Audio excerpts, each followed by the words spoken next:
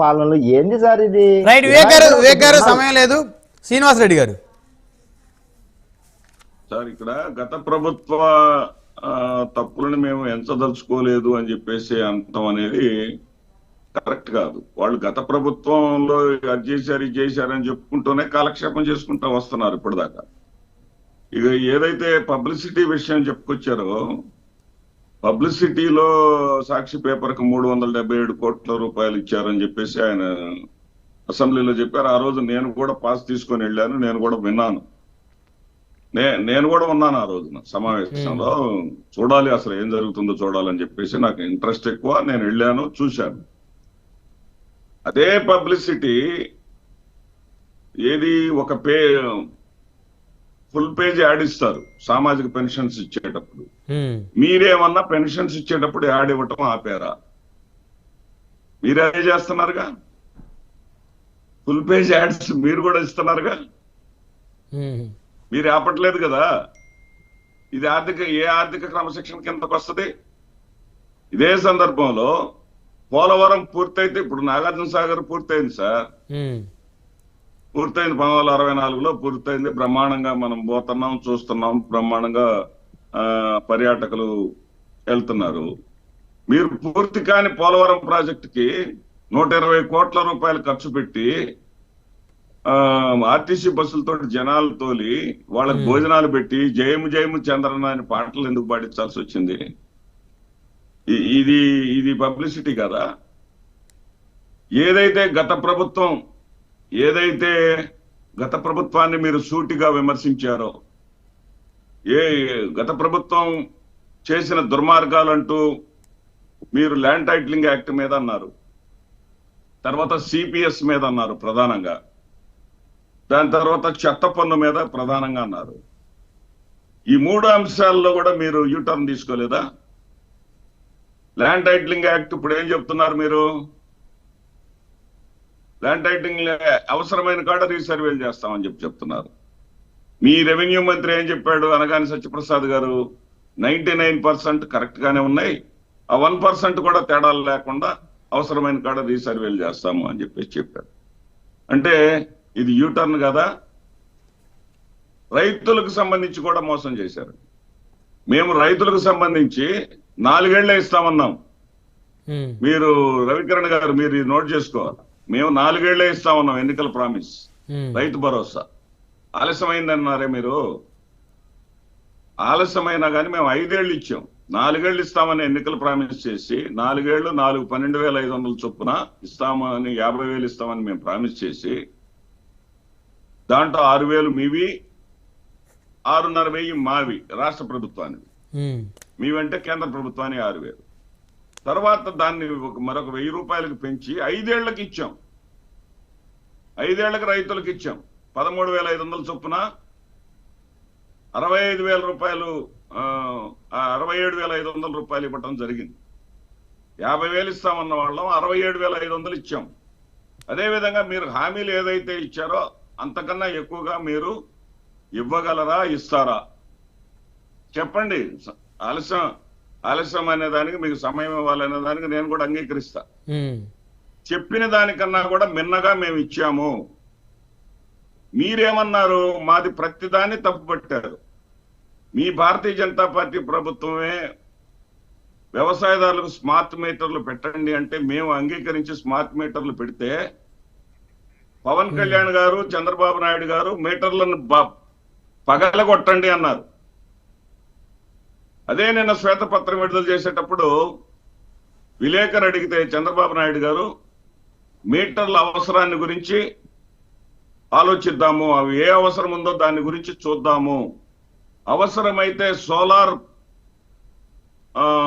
Instruments రైతులకు ఇచ్చేసి రైతు దగ్గర మనం కొనుగోలు చేసేటటువంటి విద్యుత్ శక్తికి క్యాలిక్యులేట్ చేయడానికి ఆ మీటర్లను వాడుకొని ఆ మీటర్ల ద్వారా రైతులకు మేలు కలిగేలాగా చేద్దామన్నారు. ఇది యూటర్న్ కదా అండి?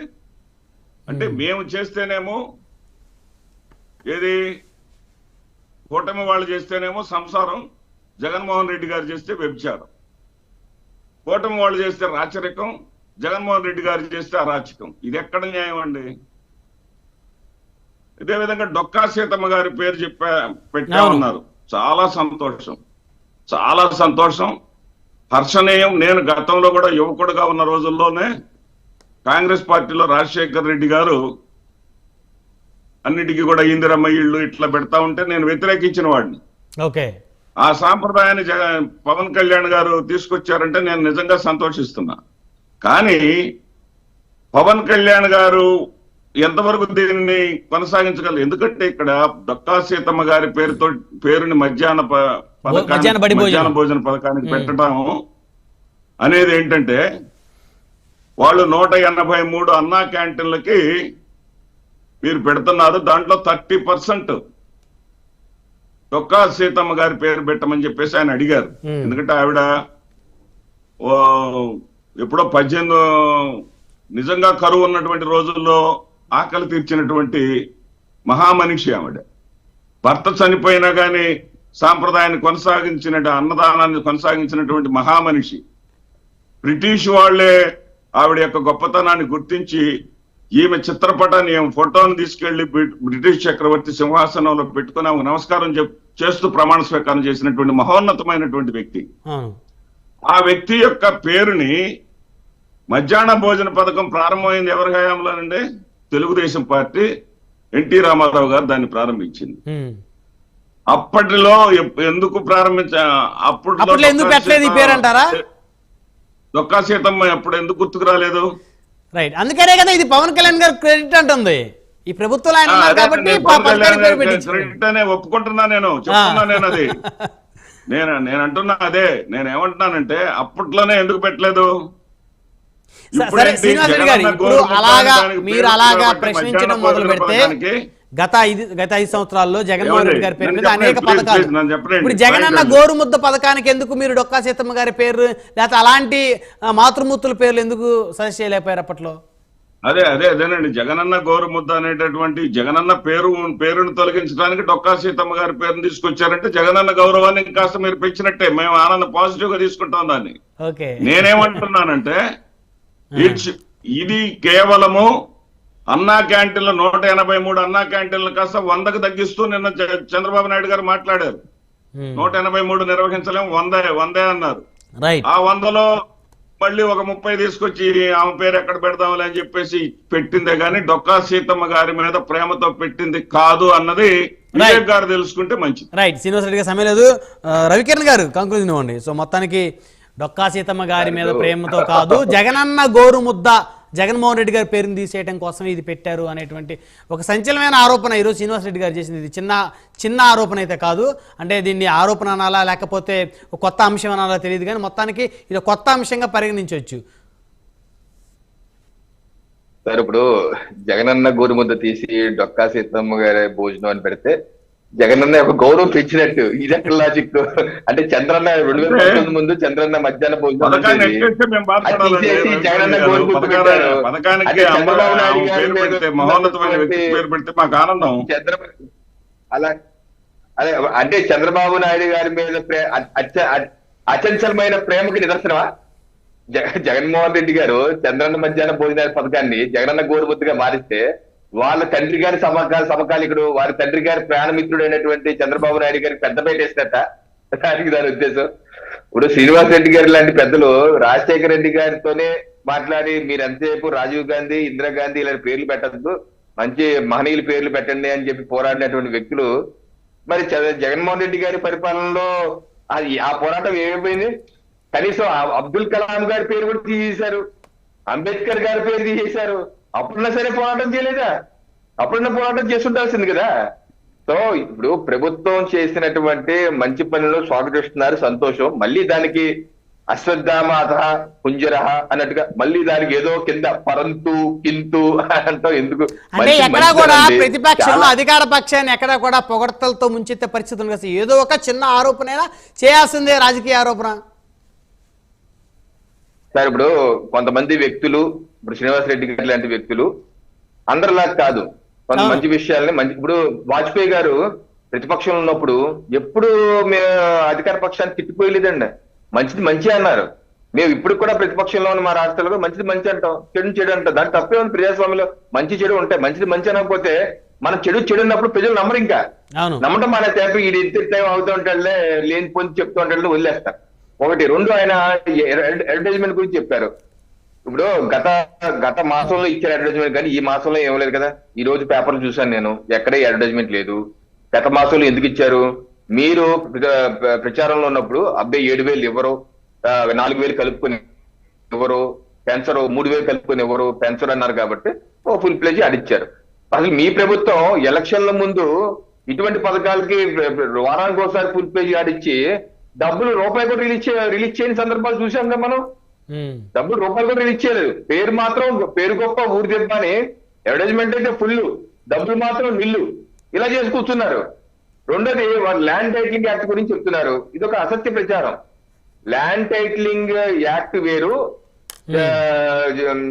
జగనన్న లేకపోతే